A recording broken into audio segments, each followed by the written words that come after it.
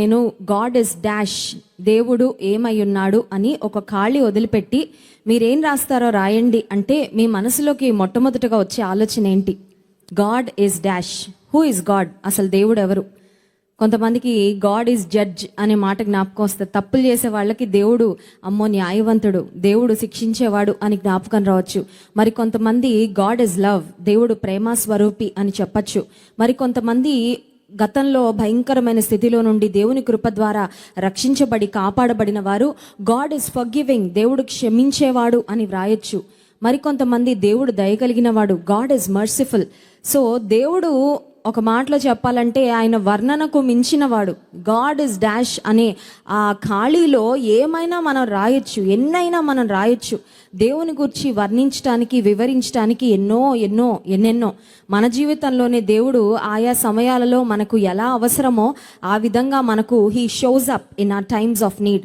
ఒకవేళ తండ్రి, భూలోకపు తండ్రిని కోల్పోయిన వారి జీవితంలో ఒక పరలోకపు తండ్రిగా ఉండి ఆదరించేవాడు. గాడ్ ఇస్ ఆర్ ఫాదర్, నన్ను పరలోకపు తండ్రి అని పిలవండి అని దేవుని వాక్యం సెలవిస్తూ ఉంది. అంత మాత్రమే కాదు, మా పాప నిత్య ఒకరోజు ఒక పాట రాస్తుంది. ఆ పాటలో ఏమని రాసిందంటే, దేవా నా తండ్రి నీవే, నా కొడుకు కూడా నీవే అని రాసింది. ఆ మాట మరి ఇప్పటి వరకు ఎప్పుడు ఎవరు పాడడం, ఎవరు రాయడం వినలేదు. ఆ మాట వినగానే నేను జార్నలిస్ట్ గారు గట్టిగా నవ్వుకున్నాం. అయితే ఆ తర్వాత అనిపించింది ఆ బిడ్డ రాసిన ఆ మాట కూడా కరెక్టే అని. ఎందుకంటే మనకు శిశువు పుట్టెను, మనకు కుమారుడు అనుగ్రహించబడును. ఈ లోకంలో ఎవరికైనా కొడుకులు లేకపోతే పుట్టిన కొడుకులు చనిపోతే, లేకపోతే కొడుకులు తల్లిదండ్రులు దిక్కుతోచని స్థితిలో విడిచిపెట్టి, నిరాదరణకరమైన స్థితిలో విడిచిపెట్టి వెళ్ళిపోతే, భయంకరమైన డ్రగ్స్కు వాటికి బానిసలైపోయి వారి జీవితాన్ని పతనావస్థలోకి తీసుకొని వెళ్ళిపోతుంటే ఆ తల్లిదండ్రులు ఏం కృంగిపోవాల్సిన అవసరం లేదు. ఎందుకంటే ఈ భూలోకంలో పుట్టిన కొడుకులు తల్లిదండ్రులను ఆదరించ పోయినా యేసుక్రీస్తు ప్రభు మన కొరకు కుమారుడుగా ఈ లోకంలో జన్మించాడు. కాబట్టి నీ కుమారుడు నీ జీవితంలో నీకు ఇవ్వలేని ఆనందం నీకు దేవుడు ఇవ్వగలడు. హల్లెలూయా.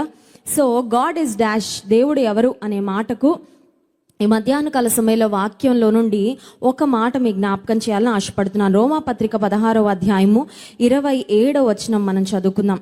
రోమాపత్రిక 16వ అధ్యాయము 27వ వచనం, 25, 27 వచనాలు కలిసి ఉన్నాయండి. చదువుకుందాం. 25వ వచనం. సమస్తమైన అన్యజనులు విశ్వాసమునకు విధేయులగునట్లు అనాది నుండి రహస్యముగా ఉంచబడి ఇప్పుడు ప్రత్యక్షపరచబడిన మర్మము నిత్య దేవుని ఆజ్ఞ ప్రకారము ప్రవక్తల లేఖనముల ద్వారా వారికి తెలుపబడి ఉన్నది. ఈ మర్మమును అనుసరించి ఉన్న నా సువార్త ప్రకారముగాను యేసుక్రీస్తును గూర్చిన ప్రకటన ప్రకారముగాను మిమ్మును స్థిరపరచుటకు శక్తిమంతుడు అద్వితీయ జ్ఞానవంతుడైన దేవునికి యేసుక్రీస్తు ద్వారా నిరంతరము మహిమ కలుగునుగాక.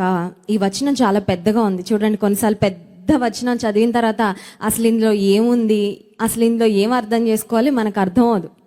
ఇక్కడ నేను ఆ ఆఖరు 2 లైన్స్ ఒక్కసారి మనం జ్ఞాపకం చేసుకుందాం. చూడండి 27వ వచనంలో ఆఖరు 2 లైన్లు, మిమ్మును స్థిరపరచుటకు శక్తిమంతుడును అద్వితీయ జ్ఞానవంతుడునైన దేవునికి. ఈ మధ్యాహ్న కాలం నా టాపిక్ ఏంటంటే గాడ్ ఇస్ డాష్, దేవుడు ఎవరు అంటే అద్వితీయ జ్ఞానవంతుడు. అద్వితీయ జ్ఞానం. లోకంలో జ్ఞానం కలిగిన వారు చాలా మంది ఉండొచ్చు, తెలివైన వారు చాలా మంది ఉండొచ్చు. ఈ ప్రపంచంలో గోల్డ్ మెడల్ సాధించే వాళ్ళు, లేకపోతే రకరకాల వస్తువులను ఆవిష్కరణలను చేసి సైంటిస్టులుగా పేర్లు తెచ్చుకున్న వారు చాలా మంది ఉండొచ్చు. కానీ అద్వితీయ జ్ఞానవంతుడు, ఇంగ్లీష్ బైబిల్లో చాలా బాగుంటుంది ఆ మాట, he is the only wise God.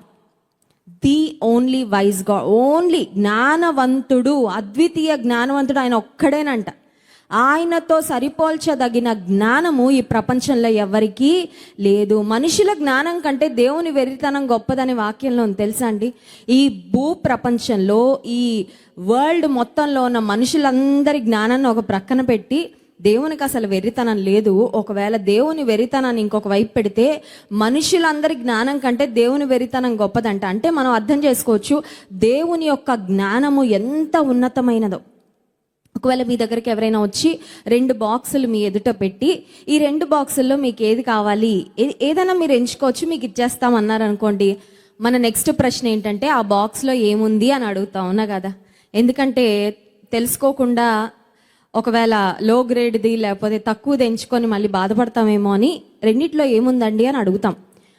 ఆ 2 బాక్సులు తీసుకొచ్చిన వ్యక్తులు ఒకవేళ ఒక బాక్స్లో మీరు ఆశిస్తున్న అన్ని ఆశీర్వాదాలు ఉన్నాయి ఒక బాక్స్లో, ఇంకొక బాక్స్లో ఏమో జ్ఞానం ఉంది. మీకు ఏది కావాలి అని అడిగితే ఏమి ఎంచుకుంటారు? One box has everything you desire and another box has wisdom. ఒక బాక్స్లో మీరు కోరుకుంటున్నవి, ఆశిస్తున్నవి, కలలు కంటున్నవి అన్నీ ఉన్నాయి. రెండో బాక్స్లో ఏమో జ్ఞానం ఉంది. ఇది కావాలా అది కావాలంటే మోస్ట్ ఆఫ్ ద పీపుల్, ఎక్కువ మంది దీన్ని ఎంచుకుంటారు. ఎందుకంటే నాకు కావాల్సినవి నాకు వచ్చేస్తే చాలు, I need what I need, నాకు కావాల్సినవి నాకు కావాలి అంతే, జ్ఞానం ఎందుకు అని అనుకుంటారు. అని ఒక మాట చెప్పమంటారా? మనకు కావాల్సినవన్నీ మనం పొందుకున్నాక జ్ఞానం లేకపోతే మన చేతిలోకి వచ్చిన వాటన్నిటిని కూడా మనం నష్టపరుచుకుంటాం తెలుసా.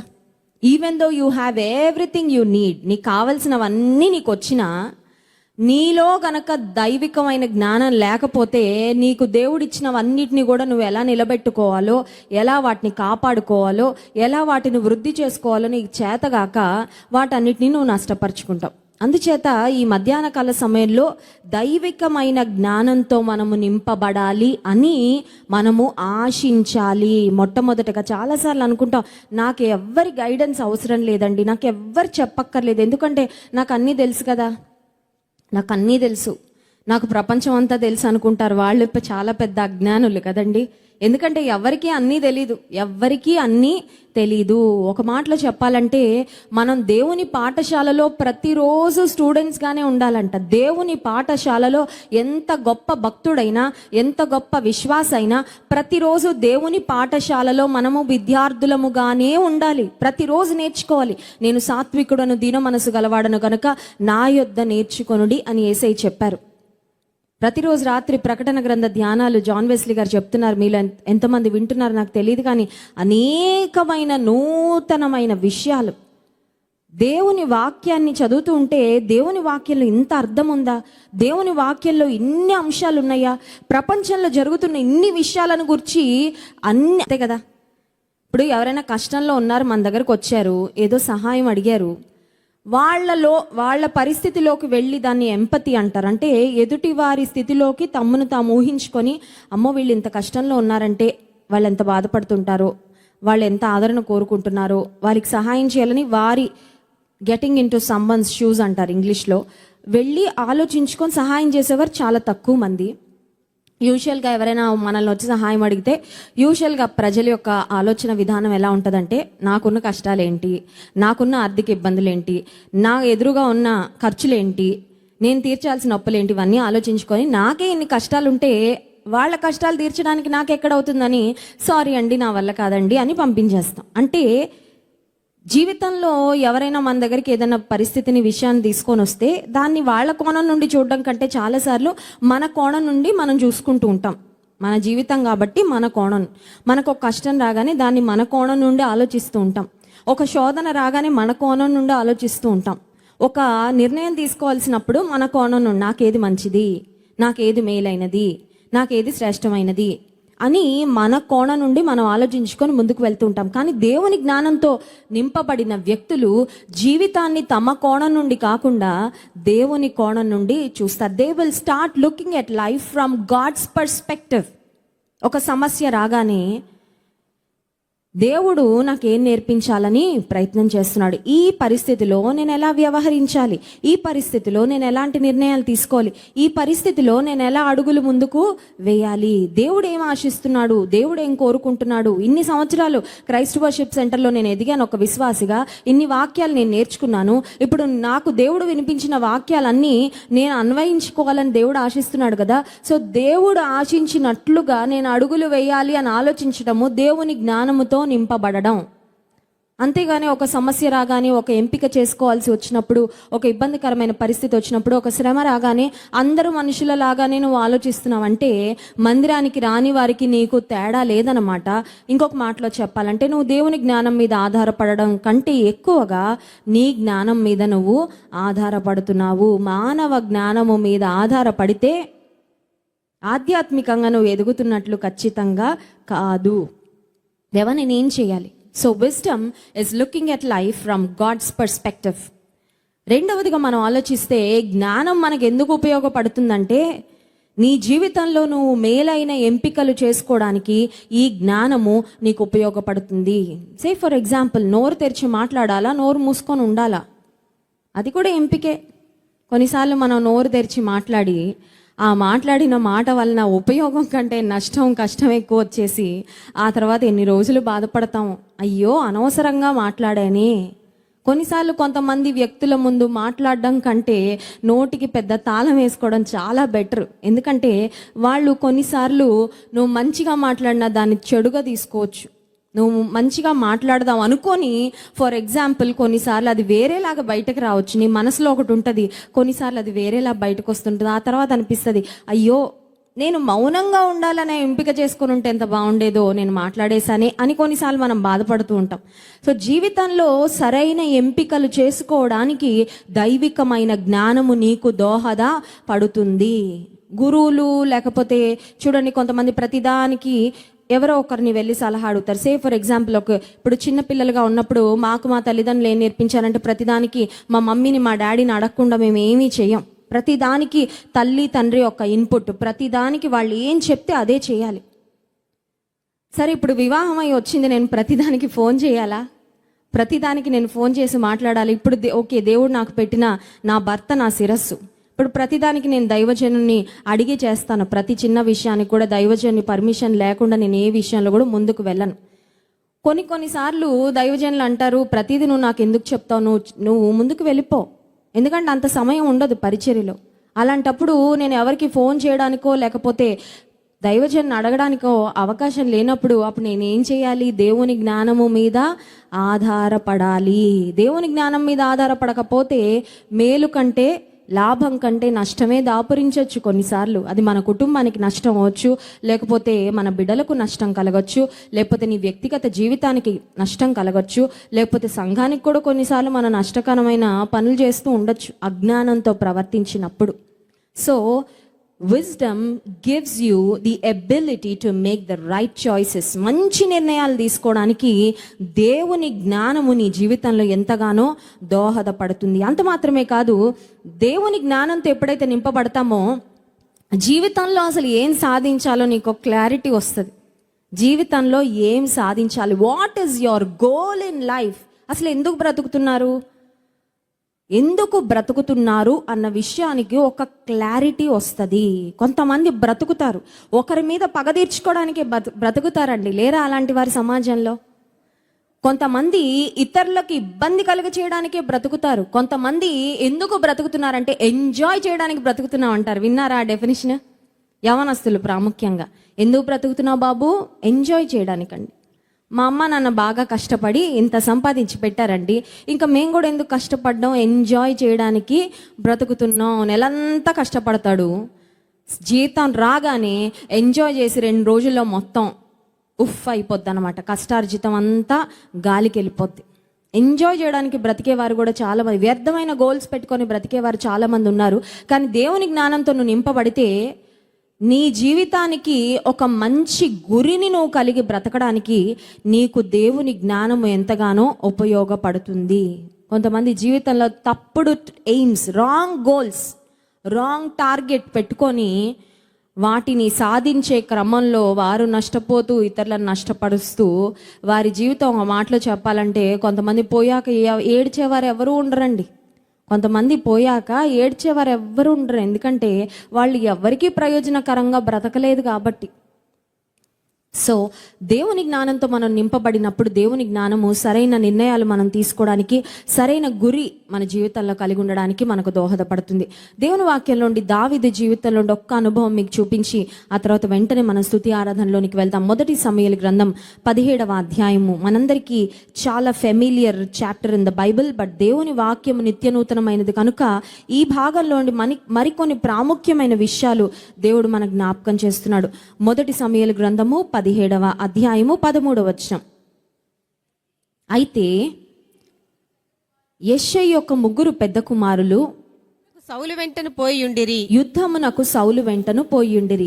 యుద్ధమునకు పోయిన అతని ముగ్గురు కుమారుల పేర్లు ఏవనగా జ్యేష్ఠుడు ఏలియాబు, జ్యేష్ఠుడు ఏలియాబు, రెండవ వాడు అబీనాదాబు, మూడవ వాడు షమ్మా. ఆ తర్వాత దావీదు కనిష్ఠుడు అనే మాట కూడా వాక్యంలో మనం చూస్తున్నాం. సో అన్నలు ముగ్గురు ఆర్మీలో ఉన్నారు. దావీదునేమో గొర్రెల దగ్గర పెట్టాడు తండ్రి. అది భూలోకపు తండ్రి దావీదు కొరకు చేసిన ఎంపిక. వీడి బలము, వీడి సామర్థ్యము, వీడి జ్ఞానము గొర్రెలు కాయడానికి బాగా ఉపయోగపడుతుంది, కానీ యుద్ధంలోకి అంత ఉపయోగపడదని భూలోకపు తండ్రి అంచనా వేశాడు. ఒక మాట మీకు చెప్పనా, మనుషులు నిన్ను గూర్చి వేసే అంచనాలు ఎప్పుడు దేవుడు నిన్ను గూర్చి చేసే అంచనాల కంటే చాలా హీనంగా, చాలా లీస్ట్గా ఉంటాయి అనడానికి దావీదు జీవితంలో ఈ సంఘటన ఒక పెద్ద నిదర్శనం. మనుషులు మన గూర్చి వేసే అంచనాలు ఎప్పుడు దేవుని అంచనాల కంటే చాలా తక్కువగా, చాలా ఇన్ఫీరియర్గా, చాలా హీనంగా ఉంటాయి అనడానికి ఇది ఒక సాదృశ్యం.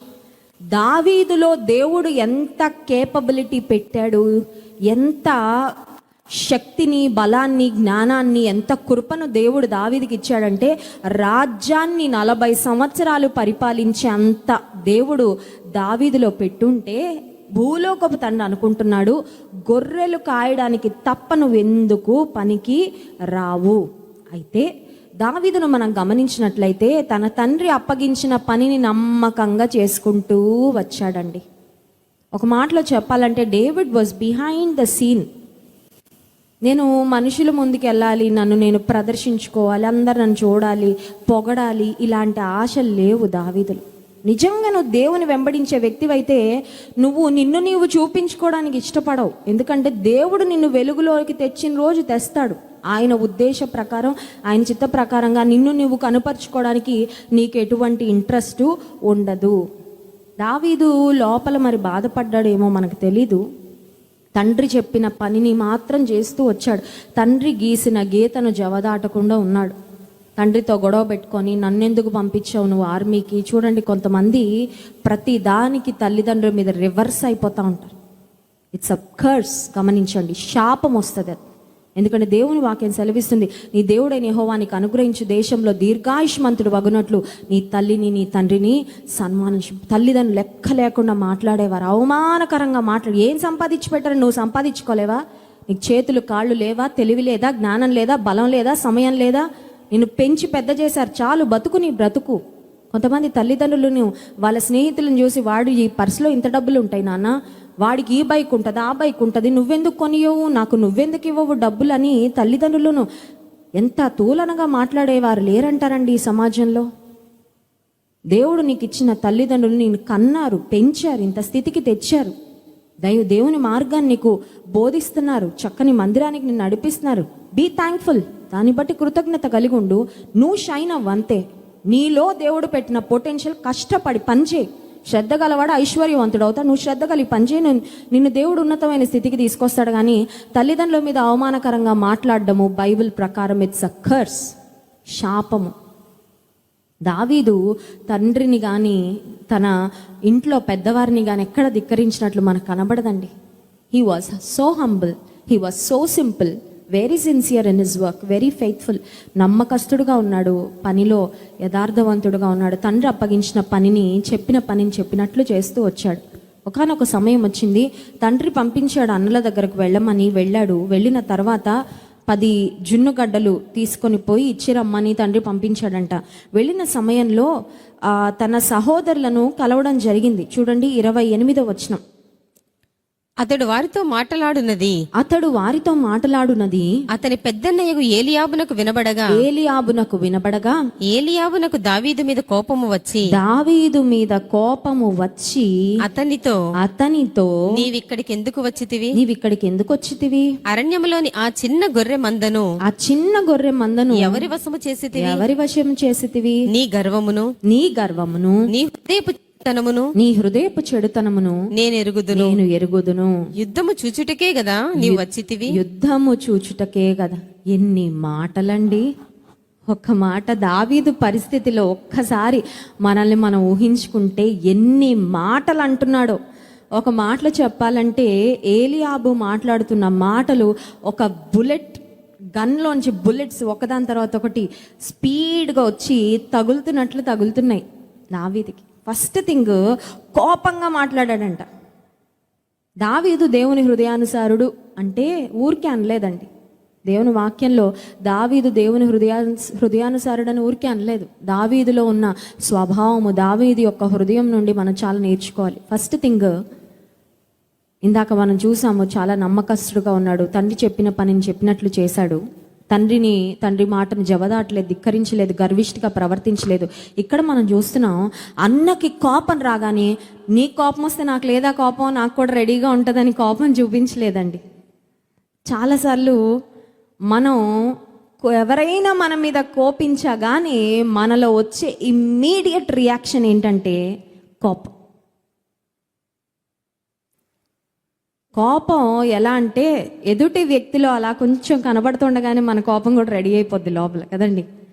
కోపం కొరకు మనం ఏం పెద్ద కష్టపడక్కర్లేదు. కోపం రావడానికి, శాంతంగా ఉండడానికి, పీస్ఫుల్గా ఉండడానికి, నీ కూల్ను మెయింటైన్ చేసుకోవడానికి చాలా కష్టపడాలి. కానీ కోపం రావడానికి ఇట్ టేక్స్ నో ఎఫర్ట్, ఏ కష్టం అక్కర్లా, అలా వచ్చేస్తుంది కోపం అంతే.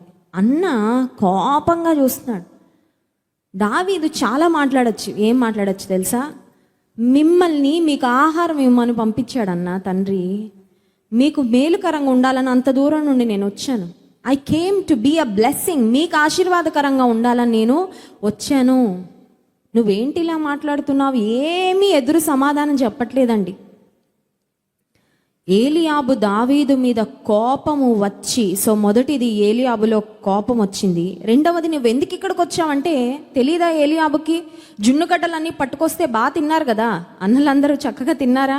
ఇంటి నుండి స్నాక్స్, చూడండి హాస్టల్లో ఉంటే ఇంటి నుండి స్నాక్స్ రాగానే ఎంత ఆరాటం, ఎంత ఆనందం. అబ్బా ఇంటి వంట, అమ్మ చేతి వంట ఎంత టేస్టీగా ఉంటుంది, హ్యాపీగా తింటాం. తిన్నారు కదన్నా, గుర్తులేదా, మర్చిపోయావా అప్పుడే అని మాట్లాడొచ్చు. నువ్వెందుకు వచ్చావు అని అడుగుతున్నాడు. ఆ తర్వాత చూస్తే అరణ్యములో ఆ చిన్న గొర్రె మందను ఎవరు వశం చేసావంటే Eliab was literally trying to put David down. దావీదుని తొక్కేయాలని చూస్తున్నాడండి. సింపుల్గా దావీదును కించపరచాలని మాట్లాడు. చిన్న గొర్రె మంద, అది కూడా చూసుకోవట్లేదా నువ్వు? దాన్ని ఎవరి వశం చేసి వచ్చావు? సింహాలు, తోడేళ్ళు, ఎలుగుబంట్లు అన్నీ పడిపోయి ఉంటాయిలే అన్నట్లుగా మాట్లాడుతున్నాడు. ఆ తర్వాత మనం చూస్తే నీ గర్వమును, నీ హృదయపు చెడుతనమును నేను ఎరుగుదును. అసలు దావీదు హృదయం ఏలియాబుకి ఏం తెలుసు? దావీదు హృదయం ఏలియాబుకు తెలీదు. దీనికి దావీదు ఎన్ని రకాలుగా అయినా సమాధానం చెప్పచ్చు. కానీ యుద్ధము చూచుటకే కదా నీవు వచ్చితివి అంటే అక్కడైనా అనొచ్చు, చూడడానికి రాలేదన్నా చేయడానికి వచ్చానని. చూడండి, కొన్నిసార్లు ఎదుటివారి మాటకు మాట అని TV9 డిఫరెంట్ ఛానల్స్లో వేస్తూ ఉన్నారు. ఎలా ఉంటుందంటే నువ్వా నేనా అన్నట్టు ఉంటుంది అక్కడ వార్, మాటల యుద్ధం. ఒక వ్యక్తి, ఒక రాజకీయ నాయకుడు ఒక మాట అంటే దానికి ధీటైన మాట ఇంకొక ఆయన బుల్లెట్ లాగా వదులుతూ ఉంటాడు. అది సౌండ్ ఎఫెక్ట్స్తో, ఆ తర్వాత వీడియో ఎఫెక్ట్స్తో వేస్తూ ఉన్నారు టీవీ ఛానల్స్లో. దావీదుకు మాటకు మాట ఇవ్వడానికి అన్ని మాటలు రెడీగా ఉన్నాయి. కానీ కోపానికి కోపం, మాటకు మాట, ప్రత్యుపకారం లేకపోతే ప్రతిగా చేయడానికి దావీదు దగ్గర అన్నీ రెడీగా ఉన్నాయి. కానీ దావీదు చేయలేదు. దావీదు యుద్ధం చూడడానికి రాలేదురా, మీరున్నారు యుద్ధం చూడడానికి. చూడండి అనొచ్చు కదా, మీరున్నారు ఇక్కడ ఉండి వేస్ట్ ఫెలోస్ లాగా ఆ గొల్యాతు అపహాస్యం చేస్తుంటే పిరికొల్లా ఉన్నారని ఏమైనా అనొచ్చు. ఇన్ఫ్యాక్ట్ దావీదుకు తన అన్నలను కించపరచడానికి అన్ని అవకాశాలు ఉన్నాయి. ఎందుకంటే అప్పటిదాకా అన్నలు ఉన్నారు, యుద్ధంలో ట్రైనింగ్ పొందుకున్నారు, కానీ ఒక్క అన్న కూడా ముందుకు వెళ్ళలేకపోయాడు కదా. కానీ దావీదు ఏం మాట్లాడలేదంట. చూడండి 29వ వచనం, అందుకు దావీదు నేనేమి చేసి తిని మాట మాత్రము పలికి తినని చెప్పి అతని యొద్ద నుండి తొలగి. హల్లెలూయా. దేవుని హృదయానుసారుడు కోపంగా, ఆక్రోశంగా, ఆవేశంగా, అవమానకరమైన, కించపరుస్తున్న, తర్వాత భయంకరమైన మాటలు మాట్లాడుతున్న ఏలియాబుతో ఎలా స్పందిస్తున్నాడంటే కూల్గా, నేనేం చేశాను అన్న, నేనేం చేశాను, మాట మాత్రం చెప్పానని సైడ్ అయిపోయాడంట. చాలాసార్లు జీవితంలో మనం ఒక గోల్ పెట్టుకొని ఇంకొక చిన్న డిస్టర్బెన్స్ రాగానే ఆ గోల్ నుంచి ఇలా డైవర్ట్ అయిపోతూ ఉంటామండి.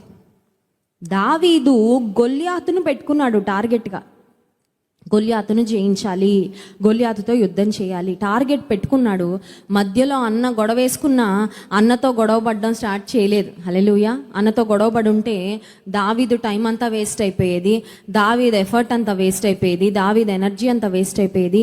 దావీదు అనవసరంగా దేవుడిచ్చిన అవకాశాన్ని పోగొట్టుకునేవాడేమో ఆ గొడవలో పడి. ఆ గొడవ మళ్ళీ దేనికి దారి తీసేదో మనకు తెలియదు. కానీ దావీదు ఏం చేశాడు అని గమనిస్తే, first thing, David overlooked his brother or David ignored his brother. ఇందాక నేను చెప్పాను, దైవికమైన జ్ఞానంతో మనం నింపబడినప్పుడు నీ గురి విషయంలో నీకొక స్పష్టత ఉంటుంది. You will be so clear about your goal. నువ్వు ఎందుకున్నావు ఈ లోకంలో, నువ్వు ఎందుకు బ్రతుకుతున్నావు ఈ లోకంలో, నీ ఉద్దేశం ఏంటి, దేవుని ఉద్దేశం ఏంటి నీ పక్షంగా ఒక స్పష్టత నీకు ఉంటుంది. కాబట్టి దేవుని ఉద్దేశము నీ పక్షంగా నెరవేర్చబడకుండా అడ్డుపడుతున్న వ్యక్తులైనా అవ్వచ్చు, పరిస్థితులైనా అవ్వచ్చు, అవి ఉన్నా లేనట్లుగానే నువ్వు ప్రవర్తిస్తావు. Hallelujah. You will start ignoring all those circumstances. దావీదు తన జీవితంలో ఏం చేశాడంటే తన అన్నలను ఇగ్నోర్ చేసి పడేశాడంతే. దేవుడు నాకు ఇచ్చిన దర్శనము, దేవుడు నా ముందు పెట్టిన టార్గెట్ గొల్యాతు, ఈ చిన్న చిన్న వాళ్ళతో నేను పోటీ పడను, వీళ్లతో నేను యుద్ధం చేయను. ఆ తర్వాత first thing he ignored his brothers. రెండవది హీ మూవ్డ్ ఆన్, దాటి వెళ్ళిపోయాడండి. హల్లెలూయా. కొన్నిసార్లు జీవితంలో నీకైనా కొన్ని అనుభవాలను దాటి వెళ్ళిపోవాలంతే. అక్కడే పట్టుకొని కూర్చున్నావంటే నువ్వు వెళ్ళలేవు ముందుకి. సరంటే ఇద్దరు తాగుబోతులు బాగా తాగి రాత్రి ఆ పడవెక్కి అవతల వైపుకి వెళ్ళాలంట వాళ్ళ ఊరికి. సరే బాగా తాగారు, అక్కడ ఒక పడవ ఉంటే ఆ పడవ ఎక్కారు. రాత్రంతా తెడ్లు వేస్తూ ఉన్నారంట, చాలా కష్టపడుతున్నారు. తెల్లవారిపోయింది కానీ పడవ మాత్రం అద్దరికి వెళ్ళలేదు. తెల్లవారేసరికి మత్తు దిగాక చూసుకుంటే ఈ పడవ కట్టేసి ఉందంట. అక్కడ ఒక కొబ్బరి చెట్టు ఉంటే ఒడ్డున దానికి కట్టేసి ఉంది. వీళ్ళ టైం వేస్ట్, ఎనర్జీ వేస్ట్, నిద్రపాడు చేసుకొని ఎటు వెళ్లకుండా కష్టమైతే పడ్డారు కానీ ప్రతిఫలం అయితే లేదు. Sometimes you have to just move on. అన్నీ నేను తేల్చుకుంటాను, అన్నీ నేను చూసుకుంటానని కూర్చున్నావంటే దేవుడు నీ జీవితం పట్ల కలిగి ఉన్న ఉద్దేశాన్ని నువ్వు నెరవేర్చలేవు. కొన్నిటిని అలా దాటుకొని ముందుకెళ్ళిపోవాలి. దేవుని వాక్యం సెలవిస్తుంది, అతని యొద్ద నుండి తొలగి. మూడవదిగా మనం గమనించినట్లయితే డేవిడ్ వాస్ ఫోకస్డ్. దావీదు గురి మీద పెట్టాడంతే మనస్సు. ఇంత గొప్ప సాక్షి సమూహము మేఘము వలె మనను ఆవరించి ఉన్నందున హెబ్రీ పత్రిక 12వ అధ్యాయం 1వ వచనం చూడండి. హెబ్రీ పత్రిక 12వ అధ్యాయము 1వ వచనం. కాబట్టి సహోదరులారా, 12వ అధ్యాయం 1వ వచనం, ఇంత గొప్ప సాక్షి సమూహము మేఘము వలె మనను ఆవరించి ఉన్నందున మనము సులువుగా చిక్కులు పెట్టు పాపమును విడిచిపెట్టి విశ్వాసమునకు కర్తయు దానిని కొనసాగించు వాడు నేను యేసు వైపు చూచుచు మన ఎదుట ఉంచబడిన పందెములో ఓపికతో పరిగెత్తుదము. పాపమును విడిచిపెట్టి, బంధకములను విడిచిపెట్టి, నువ్వు జీవితంలో అన్ని బంధకాలు వేసుకొని కూర్చుంటే దేవుని కొరకు ఒక్క అడుగు కూడా ముందుకి వెళ్ళలేవు. కొంతమందికి ఎన్ని బంధకాలు రాకళ్ళు ఎత్తబడతారంటే చాలా బరువులు తగిలిచ్చేసుకొని ఉంది ఈవిడ, ఇంకెక్కడే గుర్తుంది. ఎన్నో పాపపు బంధకాలు. She is too much entangled. చుట్టూ ఉన్న బంధకాల చేత బంధించబడినప్పుడు ఇంకా ముందుకి వెళ్ళలేని పరిస్థితి. దావీదు తన జీవితంలో గురి వైపుకు సాగిపోయాడు. ఆ తర్వాత మనం గమనించినట్లయితే దావీదు దేవుని విశ్వాస్యతను కూడా జ్ఞాపకం చేసుకున్నాడండి. ఒక సమస్య రాగానే, గతంలో కూడా నాకు సమస్యలు వచ్చాయి, ఆ సమస్యల్లో దేవుడు ఎలా సహాయపడ్డాడు అవి జ్ఞాపకం చేసుకున్నాడు. 37వ వచనం చూడండి. సింహము యొక్క బలము నుండి ఎలుగుబంటి యొక్క బలము నుండి నన్ను రక్షించిన యెహోవా ఈ ఫిలిష్తీయుని చేతిలో నుండి కూడను నన్ను విడిపించిననియు చెప్పెను. ఈ ఫిలిష్తీని సైజు, బలము, పర్సనాలిటీ ఏమి చూడట్లేదు కానీ ఇప్పుడు నాకు ఒక సమస్య వచ్చింది. గతంలో కూడా నాకు కొన్ని సమస్యలు వచ్చాయి. గతంలో కూడా నాకు కొంతమంది శత్రువులు ఎదురుపడ్డారు. సింహము, ఎలుగుబంటి, నేను కాయుచున్న మందను అటాక్ చేయడానికి వచ్చినప్పుడు వాటి నుండి నన్ను దేవుడు తప్పించాడు. అంటే దేవుని యొక్క విశ్వాస్యత దావీదు మనసులో ఇంకా జ్ఞాపకము ఉంది. దేవుడు నీకు ఇప్పటి వరకు ఎన్నిసార్లు సహాయం చేశాడో నీకు జ్ఞాపకం ఉందా? దేవుడు ఇప్పటివరకు ఎన్నిసార్లు నిన్ను ఆదుకున్నాడో నీకు జ్ఞాపకం ఉందా? కొన్నిసార్లు కష్టాలను జ్ఞాపకం ఉంచుకున్నంత బాగా దేవుడు చేసిన మేలులను మనం జ్ఞాపకం ఉంచుకోం. అందుకే ఎప్పుడు ముఖంలో చిరునవ్వు ఉండదు, అందుకే హృదయపూర్వకంగా స్తుతి రాదు. కారణం ఏంటంటే దేవుడు మన పట్ల చేసిన మేలులన్నీ మనం మర్చిపోతూ ఉంటాం. David remembered God's faithfulness in the past. గతంలో దేవుడు చూపించిన నమ్మకత్వాన్ని దావీదు జ్ఞాపకము ఉంచుకున్నాడు. అందుకే ధైర్యం వచ్చింది. ఎలుగుబంటి నుండి, సింహము నుండి తప్పించిన దేవుడు ఈ ఫిలిస్తీన్ నుండి కూడా ఖచ్చితంగా నన్ను తప్పిస్తాడు అనే ధైర్యాన్ని పొందుకున్నాడు. ఆ తర్వాత 40వ వచనం చూడండి. తన కర్ర చేత పట్టుకొని ఏటి లోయలో నుండి 5 నున్నని రాళ్లను ఏరుకొని తన యొద్దనున్న చిక్కములో ఉంచుకొని వడిసెల చేత పట్టుకొని ఆ ఫిలిస్తీని చేరువకు కొంతమంది ఉంటారండి, ఎక్కడ కూర్చుంటారు అక్కడే కూర్చొని ఒక్క అడుగు కూడా ముందుకు కదలకుండా పెద్ద పెద్ద ప్రగల్భాలు పలుకుతాడు. నేను అది చేస్తాను, ఇది చేస్తాను, అది సాధిస్తాను, ఇది సాధిస్తాను. నువ్వేమైనా సాధించాలంటే నువ్వు అడుగులు ముందుకు వేయాలి. You have to take some steps. అడుగులు వేయకుండా నువ్వు గమ్యాన్ని ఎలా చేరుకుంటావు? కొంతమంది ఎక్కడ కూర్చున్నారో అక్కడే కూర్చొని నేను అంత ఎదిగిపోవాలి, ఇంత ఎదిగిపోవాలి, అన్ని సాధించాలి, ఇన్ని సాధించాలి, దేవుని కొరకు వాడబడాలంటే నువ్వు ఉన్న ఇంట్లో నుండి ఒక్క అడుగు కూడా కదలడం లేదు. నువ్వు ఎలా వాడబడతావు? నువ్వు కొంచెం కూడా స్ట్రెచ్ అవ్వడానికి ఇష్టపడట్లేదు. నీ సమయాన్ని దేవుని కొరకు వాడడానికి నువ్వు కొంచెం కూడా ప్రయాసపడట్లేదు. ఎలా వాడబడతావు?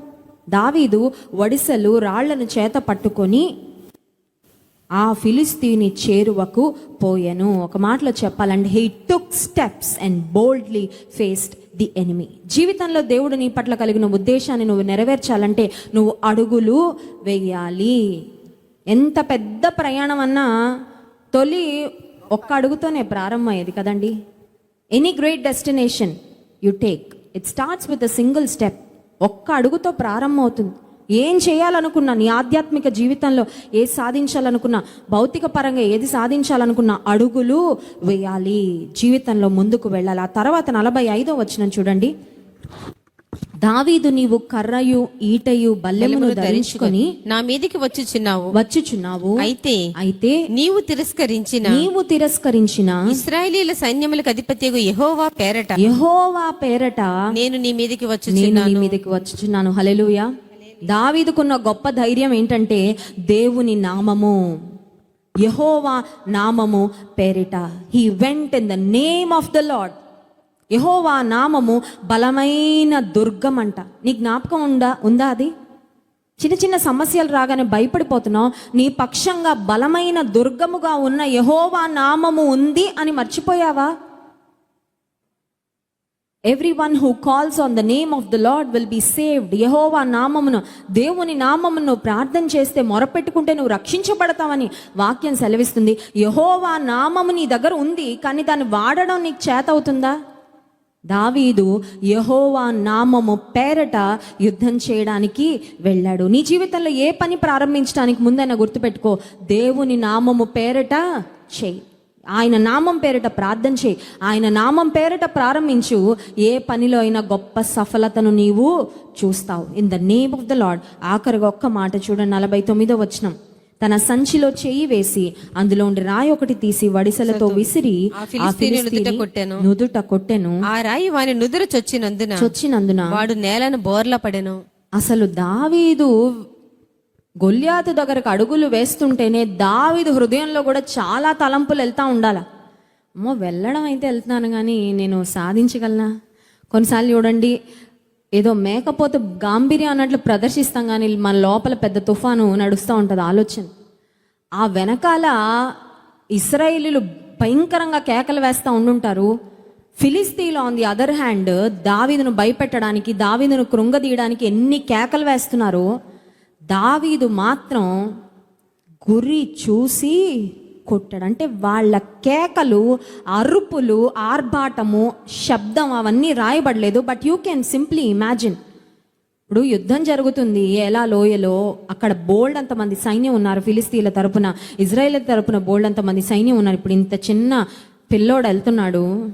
ఆ ఫిలిస్తీన్లు బోల్డ్ అంత గోల చేసి ఉంటారండి. ఎందుకంటే నువ్వేం సాధిస్తావురా, వస్తున్నావు కానీ ఒక్క షాట్ చాలు, మా గొల్యాతు ఒక్క చిటికెలో నిన్ను అలా ఎత్తి ప్రక్కన పడేస్తాడని ఎంతమంది ఎన్ని కేకలు వేస్తున్నారో మనకు తెలియదు. ఒక క్రికెట్ మ్యాచ్ జరుగుతుంటే ఒక బాల్ రివ్వున ఆకాశంలోకి వెళ్ళగానే ఇంకా జనాల యొక్క హడావిడి మనం చూస్తాం కదండి. అక్కడ కూడా it must have been the same scenario. అదే పరిస్థితి అక్కడ ఉండుండొచ్చు, కానీ కేకలు అరుపులు ఏమీ పట్టించుకోలేదు, గురి చూసి కొట్టాడు. నీ జీవితంలో కూడా దేవుడు నీ పట్ల కలిగిన ఉద్దేశాన్ని నీ గురిగా నువ్వు కలిగి ఉండాలంతే. మాట్లాడే వాళ్ళు చాలామంది ఉండొచ్చు, నిన్ను నిరాశపరచాలని ప్రయత్నం చేసేవారు చాలామంది ఉండొచ్చు, నిన్ను అపహాస్యం చేసేవారు చాలామంది ఉండొచ్చు, నిన్ను అవమానకరంగా మాట్లాడేవారు చాలామంది ఉండొచ్చు, నిన్ను కృంగదీసేవారు చాలామంది ఉండొచ్చు. అవన్నిటిని నువ్వు చూస్తా కూర్చున్నావంటే నీ జీవితం పట్ల దేవునికి కలిగిన ఉద్దేశాన్ని నువ్వు ఎప్పటికీ నెరవేర్చలేవు. Keep focusing on your goal. ఉదయకాల సమయంలో అద్వితీయ జ్ఞానవంతుడైన దేవుని గురించి మనం ధ్యానం చేశాము. దైవిక జ్ఞానంతో మనం నింపబడినప్పుడు ఏ విధంగా మన జీవితంలో సరైన నిర్ణయాలు మనం తీసుకుంటామో, ఏ విధంగా మన జీవితం పట్ల దేవుడు కలిగిన ఉద్దేశాన్ని మనం నెరవేర్చగలమో చూసాము. 52వ వచనంలో ఉంటుంది. అవన్నీ చదవడానికి సమయం లేదు, కానీ ఇశ్రాయేలీయులు జయము జయమని కేకలు వేశారంట. అప్పటి వరకు ఇంకో రకంగా కేకలు వేసిన ప్రజలందరూ ఒక్కసారిగా ఆ వాతావరణం అంతా మారిపోయింది. దేవుని ప్రజల్లో గొప్ప సంతోషం, ఆనందము, ఆర్భాటము, కేకలు, విజయోత్సవం ఎందుకు వచ్చిందంటే ఒక్క బాలుడు, ఒక్క యవనస్తుడు దేవుని పక్షముగా నిలబడినందుకు. నీ కుటుంబంలో నీకు జయం రావాలంటే, నీ కుటుంబంలో ఉన్న వారందరూ ఆశీర్వాదం పొందాలంటే ముందు నువ్వు ఒక్కదానివి నిలబడు దేవుని కొరకు. You stand for the lord. నువ్వు ఒక్కడవి నిలబడు. కొన్నిసార్లు అనుకున్నా అందరం కలిపి నిలబడదాం. ముందు నువ్వు నిలబడు. ఫస్ట్ ముందు నువ్వు స్థిరంగా ఉండు. ముందు నీ జీవితంలో ఒక గురిని, గమ్యాన్ని కలిగి ఉండు. ఆ తర్వాత నేను నా ఇంటి వారిని యెహోవాను సేవించెదము. ఈ మధ్యాహ్న కాల సమయంలో దేవుడు మనతో మాట్లాడాడు. నీ జీవితంలో ఎటువంటి గురి నువ్వు కలిగి ఉన్నవి? నీ జీవితంలో ఎటువంటి నిర్ణయాలు తీసుకుంటున్నావు? చిన్న చిన్న వాటిగా నిరాశపడిపోయి కృంగిపోయి ఇక జీవితంలో ఏది సాధించలేనండి, నా ప్రార్థనలకు జవాబు రావట్లేదని కృంగిపోతున్నావా? యెహోవా నామము పేరట నువ్వు ఏ కార్యం చేసినా ఆ కార్యంలో దేవుడు నీకు సఫలతను, ఆశీర్వాదాన్ని అనుగ్రహిస్తాడు. కళ్ళు మూసుకోండి, ప్రార్థన చేసుకుందాం. పరిశుద్ధ ప్రేమ కలిగిన తండ్రి, నీకు స్తోత్రాలు. నీ వాక్యం ద్వారా మీరు మాతో మాట్లాడినందుకు వందనాలు ప్రభా. మమ్మల్ని అందరినీ నీ చేతులకు అప్పగిస్తున్నామయ్యా. అద్వితీయ జ్ఞానవంతుడు అని నీ వాక్యంలో వ్రాయబడింది. నీ దైవికమైన జ్ఞానంతో మమ్మల్ని మీరు నింపండి ప్రభా. నిజమే నాయన, ఈ లోకంలో మేము బ్రతకాలంటే నీ జ్ఞానము మాకు సమృద్ధిగా కావాలి ప్రభా. నీ జ్ఞానముతో మమ్మల్ని నింపండి. నీ సహాయం మాకు అనుగ్రహించండి అయ్యా. ఈ లోకంలో శోధనలు, శ్రమలు, అవమానాలు, నిందలు వేటిని లెక్క చేయకుండా ప్రభా, దావీదు ఏ విధంగా రోషము కలిగి నీ కొరకు అడుగులు వేస్తూ తన గురిని చేరుకున్నాడు, నీ నామానికి గొప్ప మహిమను తీసుకొచ్చాడు ప్రభా.